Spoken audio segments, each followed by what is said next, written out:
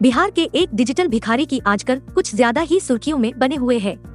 चर्चा इसलिए कि भिखारी गले में क्यूआर कोड की तख्ती टांग कर लोगों से भीख मांगता हुई दिखाई देता है। बिहार के बेतिया के रेलवे स्टेशन पर भीख मांगने वाले भिखारी डिजिटल भिखारी के रूप में पॉपुलर होता जा रहा है। यहाँ बचपन से ही भीख मांग कर बड़े हुए राजू ने अब अपने भीख मांगने के धंधे को भी डिजिटल कर चुका है। यहाँ राजू को डिजिटल भिखारी के नाम से पहचाना जाता है। वह गले में गूगल पे और फोन पे की स्कैन करने वाली तख्ती टांग कर भीख मांगा करता है। वह हाथ में टैब लेकर रहता है।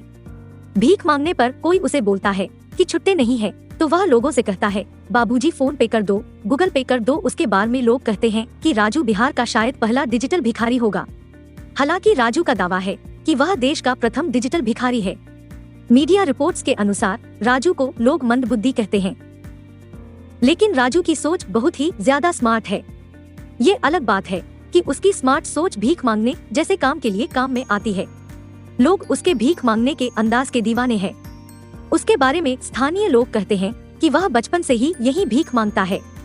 वह बड़े ही अलग अंदाज में लोगों से भीख मांगता हुआ नजर आता है।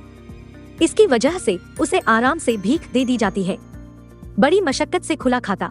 लेकिन बीते कुछ दिनों से जब लोग छुट्टे पैसे नहीं हैं कहकर भीख देने से मना करने लग गए तो उसने एक बैंक में जाकर खाता खुलवाने का फैसला किया। उसे बैंक में खाते खुलवाने में बहुत कठिनाइयों का सामना करना पड़ा। खाता खुलवाने के लिए जरूरी दस्तावेज में आधार कार्ड और पैन कार्ड की आवश्यकता पड़ती है। आधार कार्ड तो उसके पास पहले से था, लेकिन पैन कार्ड बनवाने के उपरांत उसका SBI की एक शाखा में खाता खुल ही गया, जिसके उपरांत उसने ई-वॉलेट बनाकर गले में क्यूआर कोड वाली तख्ती टांग कर भीख मांगनी शुरू कर दिया है, जिससे उसकी आमदनी बढ़ गई है।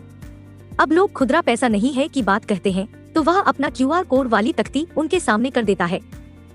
भीख मांगने के इस अनोखे तरीके को देखकर लोग उसे स्कैन करके पैसे दे भी देते हैं।